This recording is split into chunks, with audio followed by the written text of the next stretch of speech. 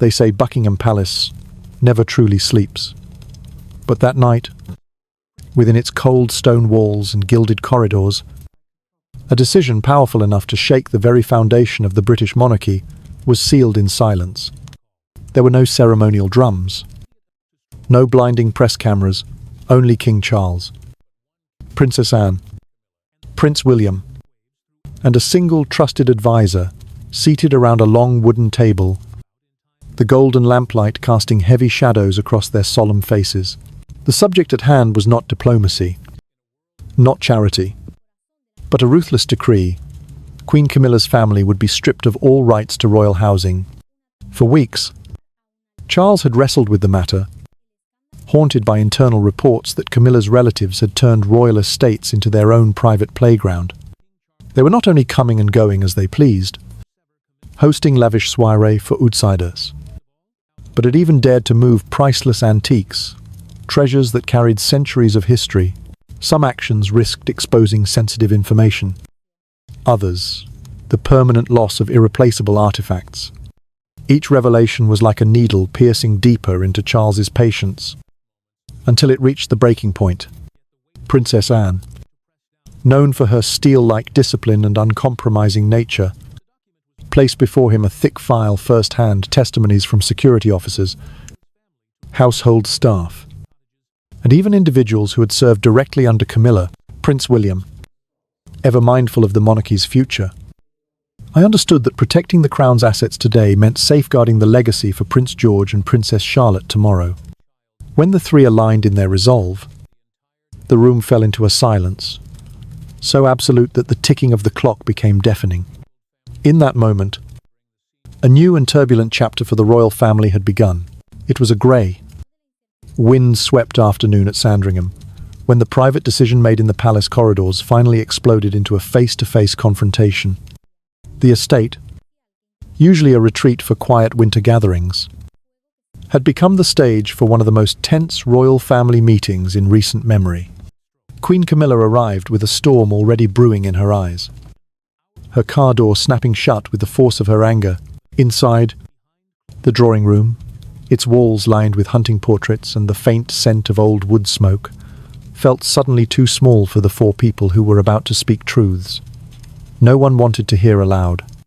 King Charles stood near the hearth, his posture rigid, hands clasped behind his back. The decision was official, the paperwork signed, but he knew Camilla would demand an explanation to his face. She didn't disappoint. Her voice, sharp but controlled, sliced through the room as she accused them of betrayal, not just against her, but against the family she had fought to integrate into royal life. She claimed her relatives had brought loyalty, support, and fresh energy to the monarchy. Not scandal or loss. But Charles, Anne, and William remained unmoved. Princess Anne, with her famously unflinching tone, laid out the evidence like a military officer delivering a battle report, unauthorized guests in restricted quarters, photographs taken of sensitive areas, and most damningly, to attempts to move valuable heirlooms off royal property without clearance.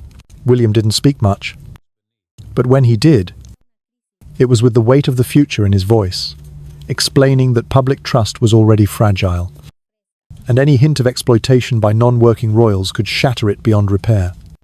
Camilla's composure wavered for just a moment, a flicker of disbelief crossing her face, before she turned toward the window, staring out at the wind-swept gardens as though searching for an escape from a conversation she knew she could not win. In that heavy, firelit room, a quiet truth settled over them all. This was no longer just about housing rights, it was about control, loyalty, and the fine line between privilege and power. The news should have stayed locked behind palace gates. But in the royal family's world, walls have ears, and even silence has a way of escaping.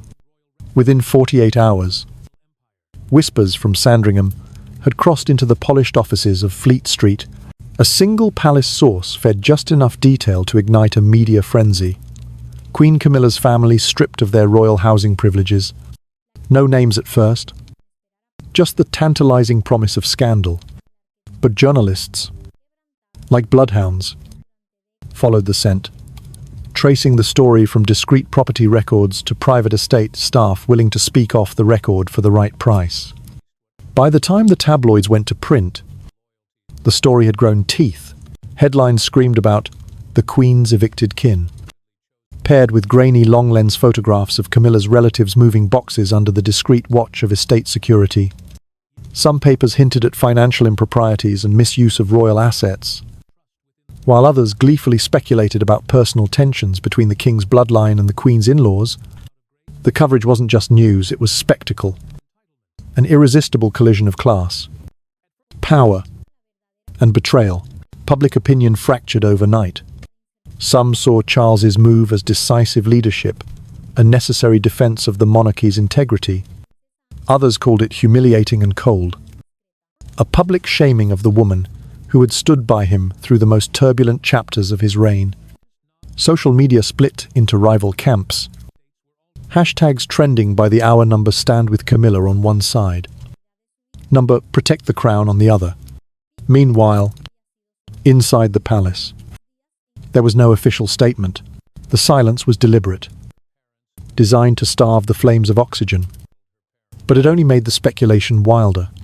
For Camilla, it was a calculated cruelty, watching her family's name dragged across every headline while she was expected to smile, curtsy, and carry on. And yet, behind that public mask, something sharper was forming, not just hurt, but resolve. Behind the thick stone walls of Clarence House, Camilla retreated into the one place she still controlled: her private study. A warm room lined with leather-bound books, family photographs, and the faint scent of her favorite garden roses. Here, away from the relentless glare of the press, she could think without interruption. The Queen Consort was no stranger to public hostility. She had endured decades of it, but this was different. This was an assault from within, orchestrated with precision, aimed not at her public image, but at the people she loved most. She began making quiet calls, not to her official advisors, but to a more personal network: lifelong friends, trusted allies from her pre-royal life, and those in the press who owed her favors. Each conversation was careful, deliberate, planting seeds of her own narrative before the palace machine could solidify theirs. She was determined that this eviction would not be seen as a disgrace, but as a sacrifice, a necessary step to modernize the monarchy, taken willingly for the greater good. Camilla also knew the power of visibility. Over the next weeks, she stepped into her public role with renewed vigor, appearing at charity events, visiting children's hospitals, and ensuring that every camera caught her smiling warmly, laughing with the public, projecting the image of a woman undeterred by gossip. Behind the scenes, she tasked her team with gathering every piece of information that could remind the king and the court of her value. From her successful charitable campaigns to her role in softening the monarchy's image abroad, it was not about revenge. Not yet. It was about survival in a court where loyalty was currency and influence could be lost in a single whisper. She would bide her time, knowing that in the royal family, tides could turn overnight, and when they did, she would be ready to step back into the center of the stage, not as the wife defending her kin, but as the indispensable queen who could not be sidelined. The turning point came on a grey autumn afternoon, when the king and queen were scheduled to attend a high-profile memorial service at Westminster Abbey. The event was meant to honor a figure beloved by the public, a safe, uncontroversial appearance for the royal couple. Yet the moment they stepped out of the car, the air was electric, humming with the weight of expectation. Cameras flashed in rapid succession. Journalists called out questions, and the public leaned forward, as if anticipating a scene. For weeks, whispers of the family eviction had dominated the headlines, fueling speculation of a rift between Charles and Camilla. But on that day, something shifted. The king, usually reserved in public, extended his arm toward her with a deliberate, visible gesture, an unmistakable signal. Camilla took it without hesitation, their hands linking in a way that was both intimate and strategic. The crowd, sensing the unspoken message, softened. A wave of applause broke through the usual polite silence, and even the press lenses seemed to linger longer, framing them as a united front. Inside the abbey, seated side by side in the front row, they shared quiet exchanges, leaning toward one another as if the noise of the past weeks belonged to a distant world. Every photographer captured the same story, not a queen under siege, but a queen protected by her king.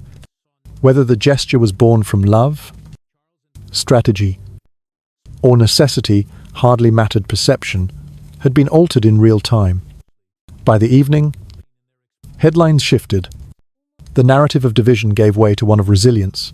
Palace insiders began to murmur that perhaps the eviction was indeed part of a broader modernization plan, and that Camilla's role in it was selfless rather than self-serving. The very scandal that had threatened her position now served as proof of her adaptability. And in the hidden corridors of the monarchy, where reputations are currency and alliances are everything, that adaptability was more valuable than any title or house could ever be. Behind palace walls, the echoes of that abbey appearance still lingered, but the ripples it caused were far from still. The family members who had been stripped of their royal housing rights were not silent. They may not have given interviews, but their discontent seeped into the system in quieter, more insidious ways. A frosty pause in a hallway greeting, a conspicuous absence from a family lunch, a carefully timed leak to a sympathetic journalist. Each action was small, but together they painted a picture of resistance. Camilla, however, understood better than most that in the monarchy, battles are rarely fought in the open. She began a quiet, calculated charm, offensive, selective invitations to private teas, small favors extended without fanfare, and the occasional inclusion of a formerly snubbed relative in a public engagement.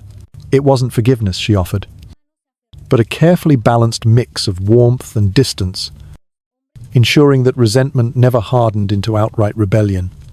King Charles, meanwhile, stayed resolute. In private, he made it clear that the modernization of the monarchy was non-negotiable.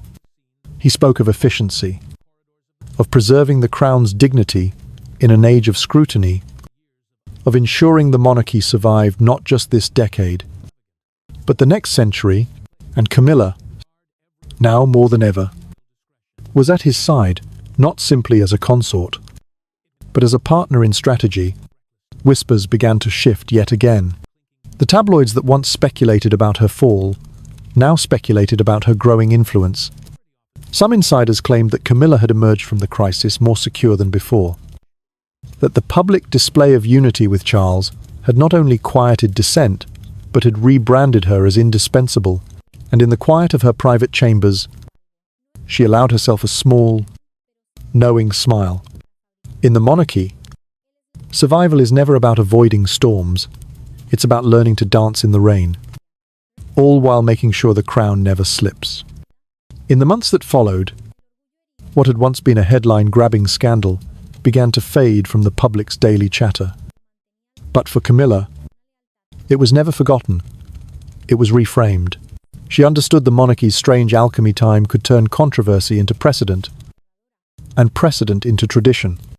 The decision to strip her family of royal housing rights, once painted as ruthless, was gradually retold as a bold act of loyalty to the crown, a sacrifice made to preserve the institution above personal interest. Behind closed doors, Camilla began weaving this narrative into the fabric of royal history. In interviews, she would let slip a carefully chosen phrase about putting the monarchy first, or understanding one's duty before privilege. At charity events, she spoke warmly of the importance of selflessness in service. These comments seemed casual, but they were deliberate, each one a stitch in the tapestry of her public image. And then came the subtle masterstroke, while her relatives no longer lived under royal roofs. They began appearing beside her at select public functions, not as beneficiaries of royal privilege, but as private citizens supporting her charitable work. The optics were undeniable: the queen consort who could enforce the rules without turning her back on her family, the woman who could hold the line while still holding out a hand. By the end of the year, Camilla's move had achieved what few believed possible. It not only silenced dissent within the palace, but also strengthened her position in the public's eyes. The eviction was no longer seen as a fracture in royal unity, but as proof of her steel, her strategy, and her unshakable commitment to the crown. And as she walked alongside King Charles at the next state banquet, her head held high beneath the glittering diadem, there was an unspoken truth in the air. Camilla had not just weathered the storm, she had claimed it, and in doing so, reshaped her place in royal history forever. And so, as the gilded gates of the palace closed on this chapter, one thing became crystal clear. This was not just a story about an eviction, nor merely about family politics. It was about power, perception, and the quiet art of survival inside one of the most scrutinized institutions in the world. Queen Camilla had faced a move that could have fractured her image, yet she emerged not weakened, but more formidable, her grip on the public narrative tighter than ever. For those who watch the British royal family from afar, the lesson is simple. What happens behind palace walls is rarely what it seems. Every decision is layered with meaning. Every headline hides a strategy, and every scandal carries within it the seeds of reinvention.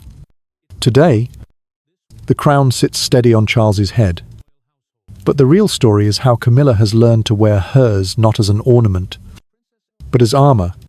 And if history has taught us anything, it's this: in the monarchy, storms will always come, but the ones who survive aren't just those who endure the rain, they're the ones who learn to dance in it.